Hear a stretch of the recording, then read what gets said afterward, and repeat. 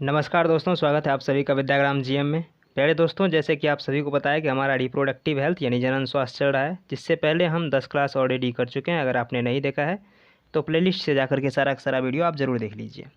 आज हम 11वां क्लास करने वाले हैं। इसमें हम जो भी जीवाणु, विषाणु, कवक और प्रोटोजोआ से होने वाले जितने भी बीमारी है उन सब के बारे में हम जानने वाले हैं। तो आप सभी ध्यान से इसको सुनते रहिए।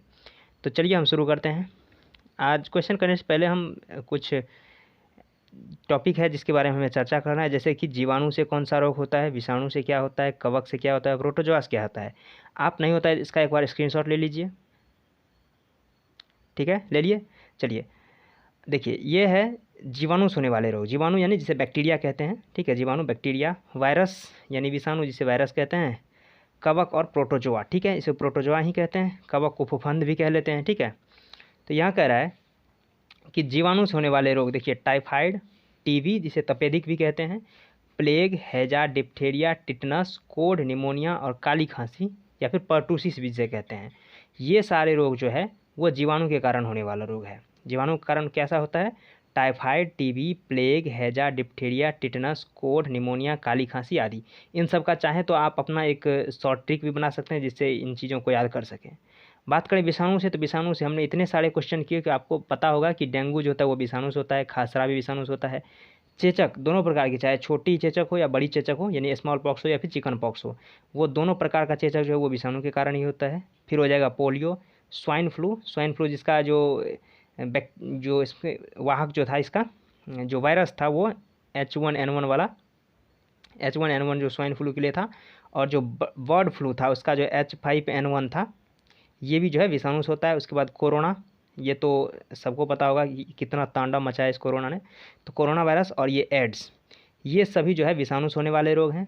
उसके बाद बात करें कवक से होने वाले, तो कवक से जो दाद, खाज, खुजली होता है, दाद, गंजापन यानी कि वो जो टीनिया पेडिस की वजह से, यानी कि सर पे जो है कवक इतना ज़्यादा हो जाने की वजह से जो है बाल उड़ने लगता है। ठीक है, उसके बाद दमा, जो कि कभी कभी परागकण की वजह से भी ऐसा होता है। जो एक पार्थेनियम घास है जिसे गाजर घास के नाम से जाना जाता है, तो वो भी, उसका जो परागकण है वो भी दमा के लिए जिम्मेदार होता है।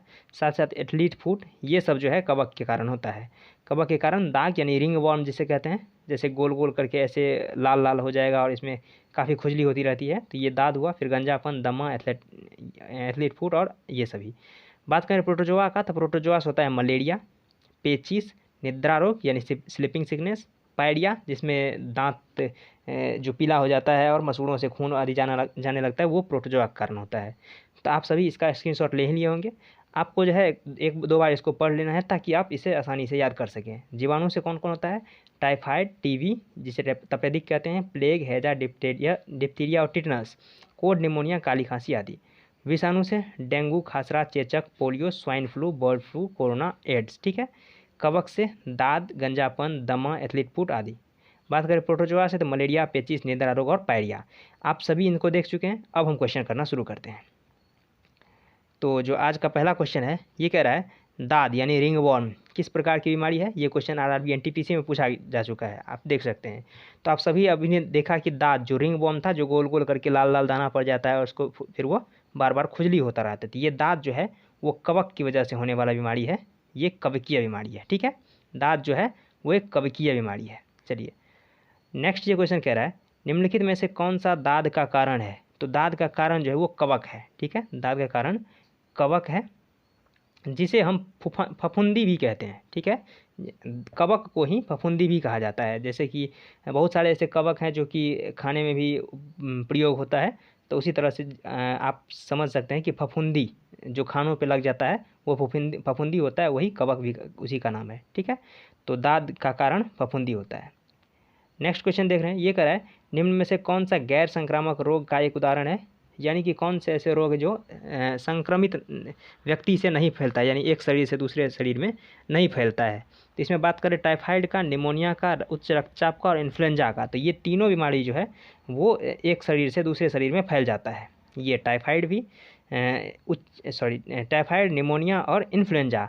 बात करें ये उच्च रक्तचाप जिसे हाई ब्लड प्रेशर कहते हैं, या फिर जो निम्न ब्लड यानी कि निम्न रक्तचाप जिसे लो ब्लड प्रेशर कहते हैं, ये जो है संक्रामक नहीं है, यानी कि किसी के साथ खाने से, किसी के साथ बैठने से, ये जो है हाथ मिलाने से, इन सब चीज़ों से ये नहीं फैलता है। यानी कि वायु फिर या फिर पानी, किसी भी वजह से जो है ये रक्तचाप नहीं फैलता है। आप सभी जानते होंगे कि ये जो ब्लड प्रेशर है वो जिसके शरीर में होता है उसी के शरीर में होता है, ये संक्रामक रोग नहीं है। बाकी टाइफाइड, नमोनिया और इन्फ्लुएंजा जो है ये संक्रामक रोग है। इसलिए इसका सही आंसर जो है सी हो जाएगा, उच्च रक्तचाप ये संक्रामक रोग नहीं है।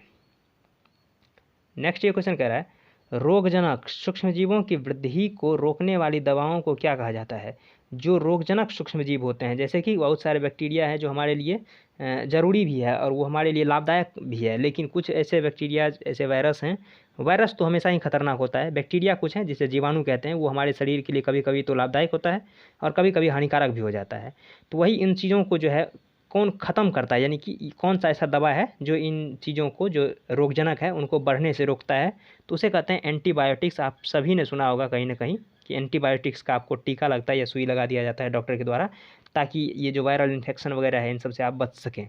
तो इसके लिए इसका सही आंसर एंटीबायोटिक्स हो जाएगा, जो कि बायोटिक्स या कह सकते हैं कि आस पड़ोस की जो सूक्ष्म जीव है जिनकी वजह से बीमारी फैल सकता है वो नहीं होता। बात करें एंटीबॉडी का, तो ये जो ब्लड में पाया जाता है, जो एंटीजन, जिस प्रकार का एंटीजन पाया जाएगा उसके विपरीत एंटीबॉडी पाया जाएगा। जैसे अगर किसी का एंटीजन ए है तो उसके शरीर में एंटीबॉडी बी होगा, एंटीजन बी है तो एंटीबॉडी सी यानी ए होगा, यानी कि जो एंटीजन होता है उसके जस्ट विपरीत एंटीबॉडी होता है।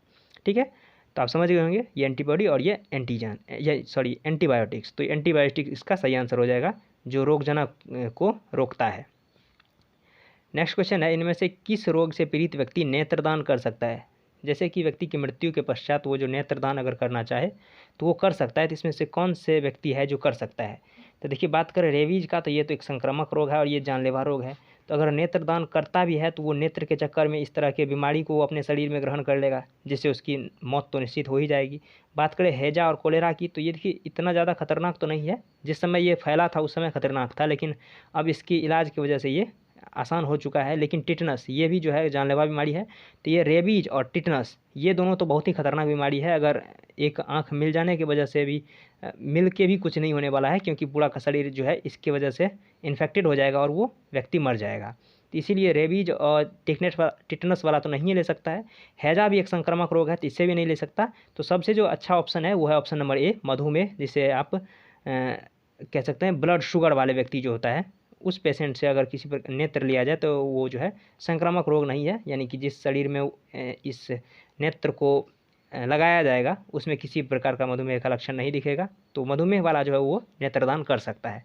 बाकी ये सभी संक्रामक रोग है जिसकी वजह से एक नेत्र मिलने के साथ साथ उसको जो है बहुत सारे रोग भी मिल जाएंगे, तो इसलिए इसका सही आंसर मधुमेह हो जाएगा। ठीक है, और ये इसको तो आप सभी एक बार और 2-4 बार पढ़ लीजिएगा ताकि आप इसको याद कर सकें। तो आज के लिए इतना ही, मिलते हैं नेक्स्ट वीडियो में, तब तक के लिए धन्यवाद, जय हिंद।